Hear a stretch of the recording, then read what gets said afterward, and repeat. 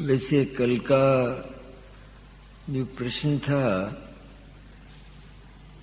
वो शेष था।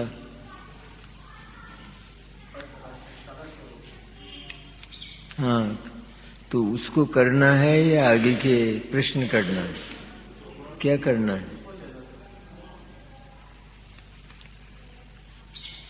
तो वो प्रश्न रख लिया है। अच्छा,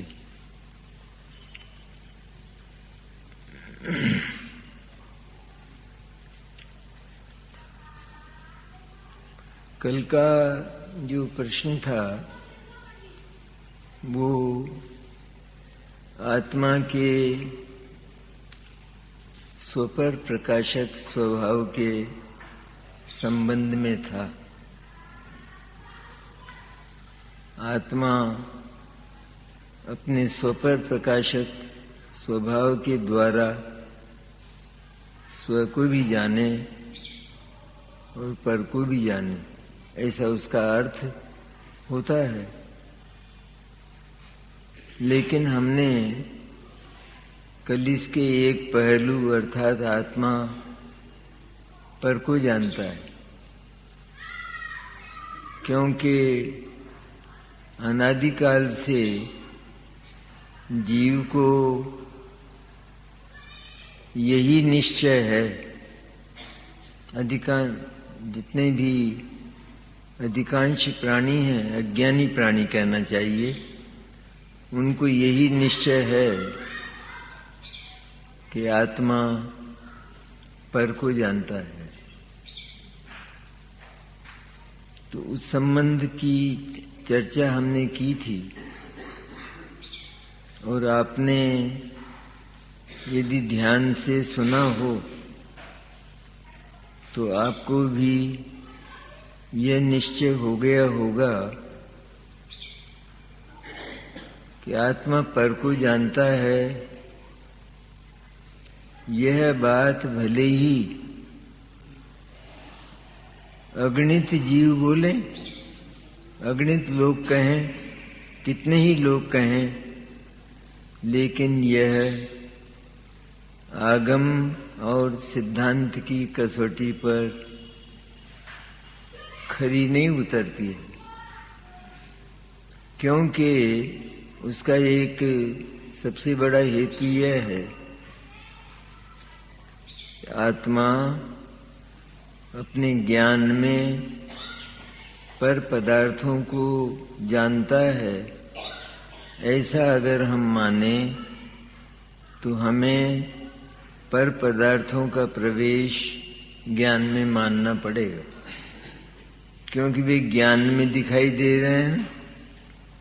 मेरे ज्ञान में जैसे कल उदाहरण था, हिमालय पर्वत दिखाई देता है, तो हिमालय पर्वत अपनी जगह से कहाँ आया छोड़कर हमारे ज्ञान में? वो तो अपनी जगह है। तो ज्ञान में हिमालय पर्वत दिखाई दे रहा है या नहीं? ज्ञान में हिमालय पर्वत आया ही नहीं तो वो दिखाई भी नहीं देगा। तो फिर क्या है बात? आखिर ज्ञान हिमालय पर्वत अपनी जगह रहते हुए उस हिमालय पर्वत को जानता है या नहीं? कि इतना बड़ा हिमालय पर्वत किसी भी सामान्य ज्ञान में, मति ज्ञान और शुद्ध ज्ञान में तो कैसे प्रवेश करेगा, लेकिन केवल ज्ञान में भी प्रवेश नहीं कर सकता। उसका आकार, हिमालय पर्वत का आकार अर्थात उसके द्रव्य गुण पर्याय अथवा हिमालय पर्वत एक ही बात है सब। तो वो पाषाण का बना हुआ हिमालय पर्वत यदि वह 1600 मील लंबा, यदि वह ज्ञान में आवे, तो ऐसा कौन सा ज्ञान है कि जो हिमालय पर्वत से बड़ा हो? 525 धनुष की अवगाहन अधिक से अधिक होती है, और केवल ज्ञान भी इतना ही बड़ा होता है जितने शरीर की अवगाहना है ना, तो केवल ज्ञान कितना बड़ा हो, तो इतना लंबा हो, क्योंकि केवल ज्ञान में तो हिमालय पर्वत क्या आलोकाकाश भी भाषित होता है, तो उसका तो पार ही नहीं है, तो वो कैसे आएंगे ज्ञान में। इसलिए ज्ञान में तो वे समा नहीं सकते। तो वे क्या व्यवस्था है कि ये पदार्थ ज्ञान में आते हैं या नहीं, जानने में आते हैं या नहीं। कहते हैं ये पदार्थ के रूप में तो जानने में नहीं आते, क्योंकि वे वहां है ही नहीं ज्ञान में, वे ज्ञान में आ ही नहीं पाते हैं। लेकिन ज्ञान का ऐसा अद्भुत स्वभाव है कि वह पदार्थ तो बाहर ही रहते हैं और बाहर ही रहेंगे सदा, और उन पदार्थों का जो स्वरूप है उसको ज्ञान अपनी शक्ति से, अपने स्वरस से, अपने भीतर जान लेता है। तो जो जाना गया है, जैसे क्या जाना, हिमालय पर्वत का क्या जाना, किस तरह जानता है ज्ञान हिमालय पर्वत को, कि हिमालय पर्वत वो 1600 मील लंबा है, ऐसा ज्ञान में एक विकल्प उठता है।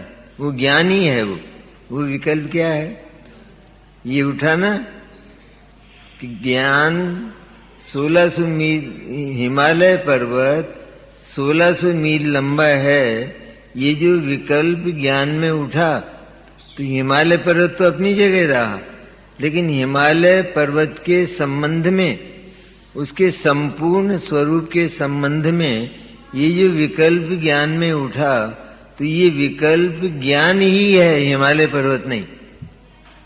उठा हिमालय पर्वत के संबंध में है। किसके संबंध में? हिमालय पर्वत के संबंध में उठा, लेकिन वहां हिमालय पर्वत नहीं है। वो ये हिमालय पर्वत 1600 मील लंबा है, इसमें हिमालय पर्वत संबंधी बात होते हुए भी हिमालय पर्वत कहीं नहीं है। इसलिए वास्तव में ज्ञान में पर पदार्थ का अभाव होने के कारण पर पदार्थ जानने में नहीं आते, लेकिन पर पदार्थ का स्वरूप ज्ञान स्वयं जानकर, अपनी शक्ति से जानना स्वभाव है ना उसका, वो क्या नहीं जाने, सब जाने, तो अपनी शक्ति से ठीक वैसा का वैसा जानता है।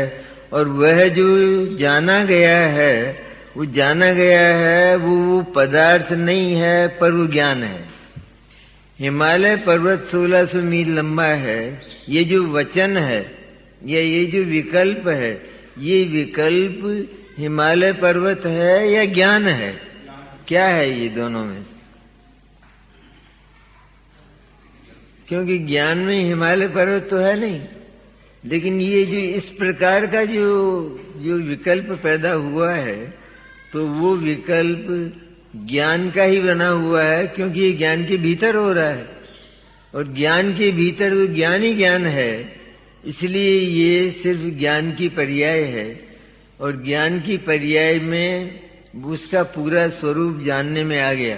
तो ज्ञान उस पदार्थ को लाएगा या ज्ञान उस पदार्थ के स्वरूप को जानेगा? दोनों में से कौन सी बात करेगा?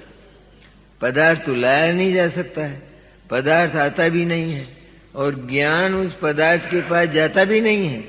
तब दोनों परिस्थिति ऐसी होने पर भी ज्ञान का स्वरूप ऐसा है, जानन स्वभाव उसका इतना महिमामय, इतना व्यापक है कि वह अपने स्वरूप से सारा का सारा, वैसा का वैसा, जैसा पदार्थ है। ये सम्य ज्ञान की बात। मिथ्या ज्ञान में तो यद्व तद्व जानता है, उल्टा सीधा जानता है, लेकिन सम्यक ज्ञान में जैसा पदार्थ है ठीक वैसा का वैसा ये जान लेता है। केवल ज्ञान तो जानता ही है, केवल ज्ञान की तो महिमा ही न्यारी है, तो वैसा का वैसा जानता है। और वह जो जानना है उसका संबंध पदार्थ से दिखाई देता है। हम वो जो बोलता है तो किससे संबंध दिखाई देता है? पदार्थ से। तो लेकिन उसका पदार्थ से कोई संबंध न होकर ज्ञान से संबंध है, क्योंकि वो ज्ञान का बना हुआ है। हिमालय पर्वत 1600 मील लंबा है, ये ज्ञान है, ये हिमालय पर्वत नहीं, क्योंकि ये ज्ञान में पैदा हुई ना बात। और ज्ञान में क्या पैदा होता है? कि ज्ञान की पर्याय ही पैदा होती है। इसलिए क्या जानने में आया कि पर पदार्थ से संबंधित लगती होने पर भी पर पदार्थ से संबंधित बिल्कुल नहीं है। ज्ञान ने निरपेक्ष भाव से हिमालय से दूर रहकर, हिमालय से कोई मदद न लेकर, हिमालय की कारणता के बिना ज्ञान ने स्वयं हिमालय पर्वत के स्वरूप को अपने भीतर जाना है। और जो जाना है वो सारा का सारा ज्ञान की पर्याय ही है। इसलिए ज्ञान की पर्याय ही जानने में आई। ध्यान से सुनने की बात, क्या जानने में आया? ज्ञान की पर्याय ही जानने में आई। और ज्ञान की पर्याय ने ही जाना, उसी पर्याय ने। ये एक पर्याय में दो भेद दिखाई देते हैं, जानने वाली और जानने में आने वाली, ये दो भेद दिखाई देते हैं ना। ये दो भेद नहीं है, वो एक ही पर्याय। हिमालय पर्वत 1600 मील लंबा है, ये जो एक ही ज्ञान की पर्याय है, यही जानने में आती है और यही जानती है। इसलिए ज्ञाता और ज्ञेय ये स्वयं ज्ञान की पर्याय ही। प्रकरण यहां नहीं होता समाप्त, क्योंकि यहां तक अभी कोई सिद्धि नहीं है आत्मा की। जान लिया हिमालय पर्वत 1600 मील लंबा है, इससे क्या हुआ? इससे कोई फल मिला क्या हमको? इसलिए क्या होता है कि ये भी पर्याय है। वो हिमालय पर्वत जैसा आकार, वो ज्ञान में हिमालय पर्वत का स्वरूप ऐसा का ऐसा जानने में आता है। कैसा जानने में आता है? जैसे हम अगर हिमालय पर्वत गए हों तो हम यहाँ उसका विचार करें तो हमारे ज्ञान में वो कैसा दिखाई देगा? हिमालय पर्वत दिखाई देगा या हिमालय पर्वत को जैसा हमने देखा है उसका स्वरूप, वो स्वरूप हमारे ज्ञान में दिखाई देगा। तो सारा का सारा वो स्वरूप ज्ञान ही है ना, हिमालय पर्वत तो नहीं है ना। इसलिए वो स्वरूप ही जानने में आता है और स्वरूप ही जानता है। स्वरूप स्वयं ज्ञान है और वही वो स्वरूप हिमालय पर्वत का तो हिमालय पर्वत के पास है। ये ज्ञान का स्वरूप है कि जो जानने में आता है। तो ये जाना ना, तो इतना जानने से क्या हुआ कि हिमालय पर्वत से तो हमारी दृष्टि हट गई, क्योंकि हम हिमालय पर्वत से जानने में कोई काम नहीं लेते। वो हमें कोई मदद नहीं करता, कोई काम नहीं करता। इसलिए वहां से ज्ञान की दृष्टि हटी और ज्ञान की दृष्टि हटकर अब कहाँ आ गई? कहते हैं जगत का कोई पदार्थ, बाहर का कोई पदार्थ वो मेरे ज्ञान में नहीं आता। मैं तो मात्र उस पदार्थ के स्वरूप को ज्ञान के द्वारा जान मात्र लेता हूं और वो सारा का सारा जानना ही है, पदार्थ नहीं है। क्या है वो सबका सब ज्ञान ही है। तो ज्ञान ही है, तो ज्ञान ही जानने में आया और ज्ञान ने ही जाना। ठीक है। अब हिमालय पर्वत जैसा जो आकार है वो जो ज्ञान में जाना गया है, कैसा है हिमालय पर्वत, ऐसा हम विचार करें तो उसका आकार, प्रकार, लंबाई वगैरह वो सब हमारे ज्ञान में दिखाई देती है कि नहीं? तो वो जो दिखाई देती है वो सारे के सारे आकार, वो आकार ज्ञान है, पदार्थ नहीं। और वो आकार स्वयं जानने वाले हैं। वो आकार स्वयं अपने को जानते हैं, माने अपने को जानते हैं और अपने को अपने द्वारा ही जानते हैं। किसको जानते हैं? वो जो आकार है ना, आकार बने, हिमालय पर्वत जैसा आकार बनाना, वो क्या है? वो वो ज्ञान है वो। तो क्या हुआ अब? कहते हैं जितने भी ये पदार्थों के आकार मेरे ज्ञान में बनते हैं तो वो सारे के सारे ज्ञान ही हैं। अब उसने उन आकारों के रहते हुए भी उन आकारों से अपनी दृष्टि हटाई। कहते हैं इन आकारों से मुझे क्या मतलब है, मुझे क्या काम। भले ही ये ज्ञान के बने हों, पर ज्ञान के बने होने पर भी आखिर ये पर पदार्थों जैसे आकार है ना, पर पदार्थ बाहर पड़े हैं तो वैसे है ना ये आकार। इसलिए मुझे इन आकारों से कोई मतलब नहीं है। अगर कोई उन आकारों को देखने लगता है, उन आकारों पर मुक्त हो जाए कि ठीक है ये पदार्थ के तो नहीं है लेकिन मेरे ज्ञान के आकार तो है ना, तो ज्ञान के आकार तो ज्ञान ही होते हैं और कुछ नहीं होते, और वो सब जानंद स्वरूप होते हैं। इसलिए उसने क्या किया है, कभी इन आकारों से मुझे क्या मतलब है। अगर कोई ज्ञान के किसी आकार विशेष में अटक जाता है तो कैसा हुआ उसका ज्ञान? उसका ज्ञान मिथ्या हो गया। क्योंकि वो उस आकार में क्यों अटकता है कि जो सिर्फ ज्ञान है। वो आकार उस पदार्थ का उसने माना, ज्ञान का नहीं माना, लेकिन उसने वो उस पदार्थ का आकार माना, इसलिए वह उस पदार्थ के आकार में अटक गया। और पदार्थ के आकार में अटका तो ज्ञेय में अटक गया, ज्ञेय निष्ठ होकर मिथ्या दृष्टि हो गई। तो अभी तो पर्याय की बात चलती है, हम पर्याय तक ही आए हैं। इसलिए क्या होता है आगे चलकर अंतर्मुख दृष्टि करने के लिए क्या होता है कि जितने भी आकार हैं, केवल ज्ञान में तो अनंत आकार बनते हैं, तो केवल ज्ञान में भी वो जो अनंत आकार हैं उन सारे अनंत आकारों को गौण कर दिया जाता है। हमने भी ज्ञान में जो आकार बने श्रुत ज्ञान में, उन सारे आकारों को गौण करके और ज्ञान मात्र बना लिया। क्या बोले अब हम उसके आगे, क्या बोले कि अरे यह तो सब ज्ञान ही है। क्या है? आकार विशेष में अटकेंगे तो हम पदार्थ में, क्योंकि हमको ज्ञान का कोई आकार अत्यंत प्रिय लगा और ज्ञान का कोई आकार हमें अप्रिय लगा, तो ज्ञान के तो सारे आकार ज्ञान ही हैं, उनमें प्रिय और अप्रिय कहाँ है। तो इसलिए जिस अज्ञानी को ऐसा लगता है वह वास्तव में उसको ज्ञान का आकार नहीं मानकर ज्ञेय का आकार मानता है। और इसलिए वो जैसे पहले उसको प्रिय लगते थे ना, ये ज्ञेय क्या, ये ज्ञेय प्रिय लगते थे ना, ज्ञेय के आकार या ज्ञेय एक ही बात है। तो ज्ञेय जैसे प्रिय लगते थे तो उसको ज्ञान में भी ये ज्ञेय प्रिय लगने लगे और उसने ज्ञान को ज्ञेय बना दिया।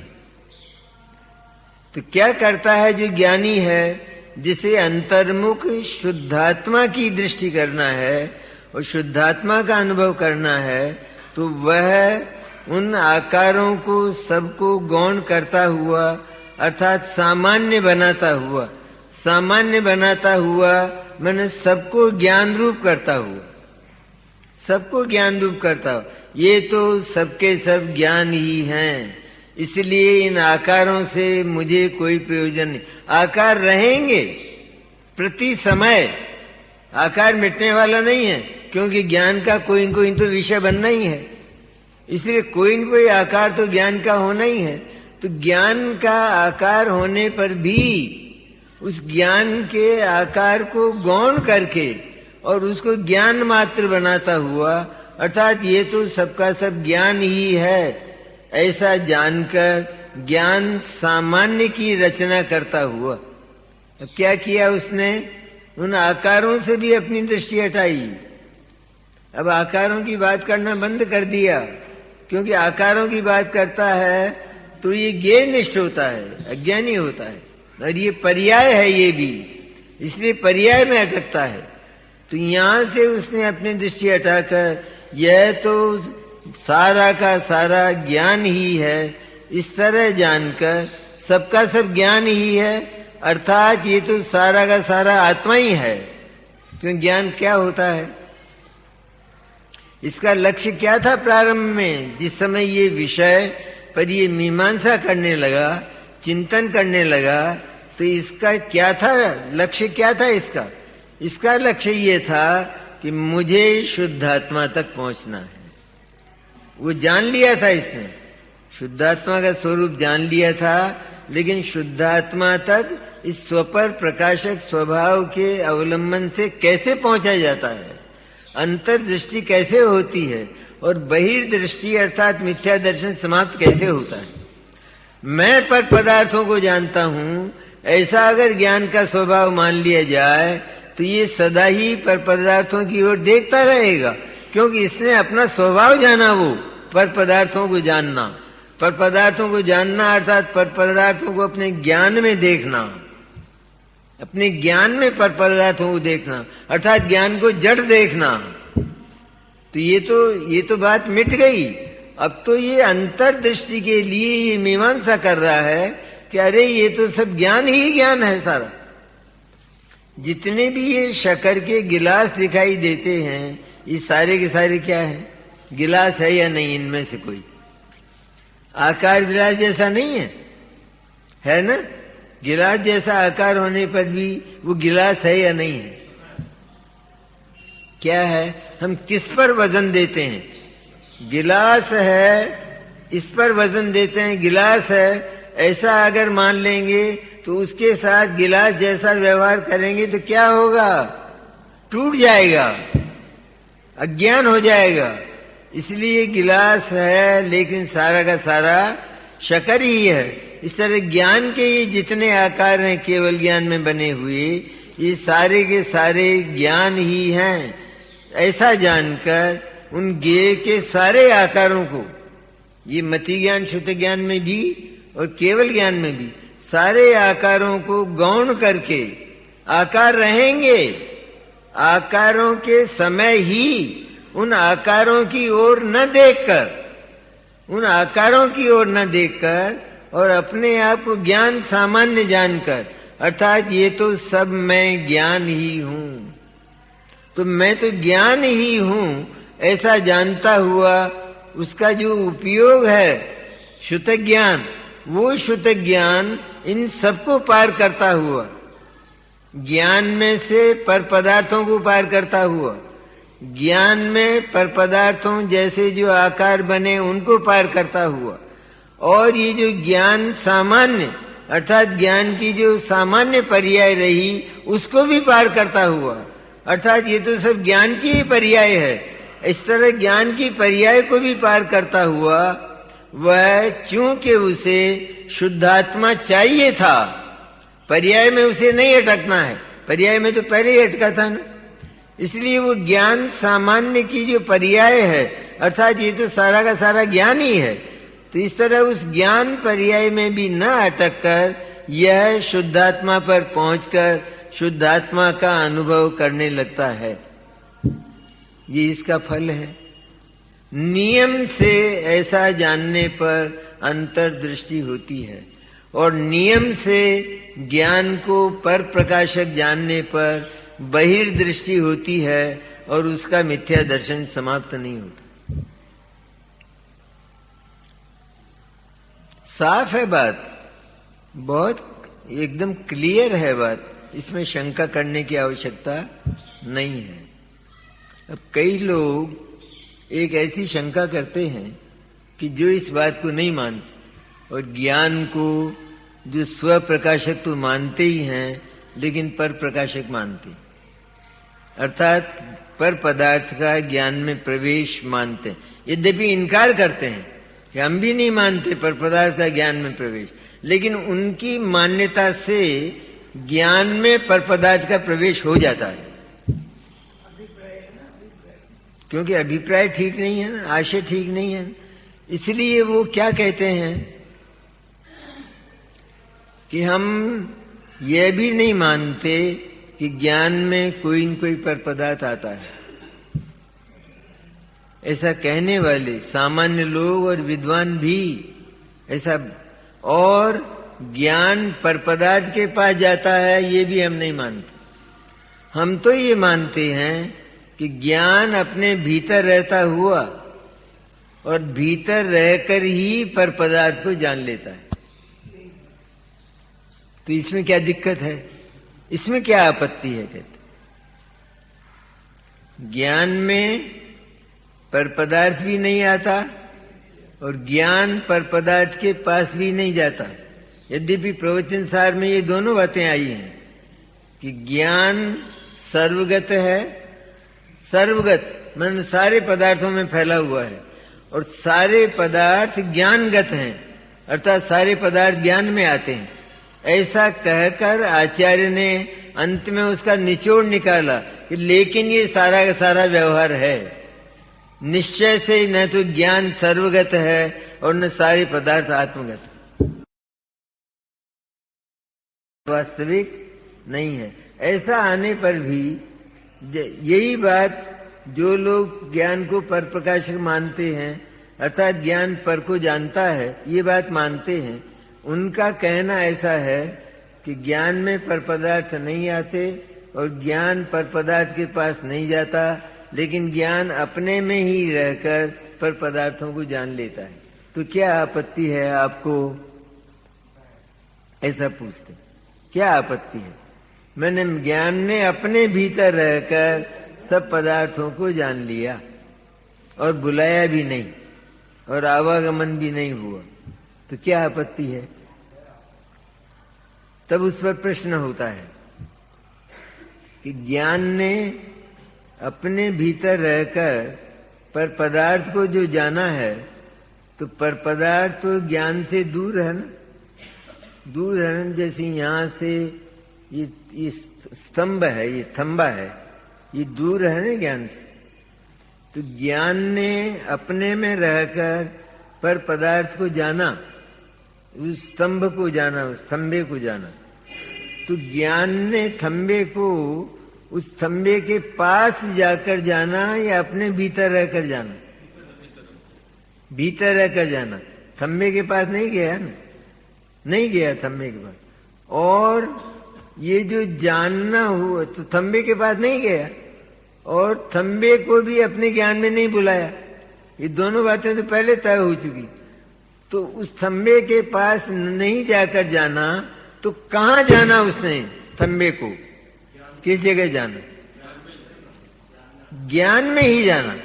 कहां हुआ ये जानना?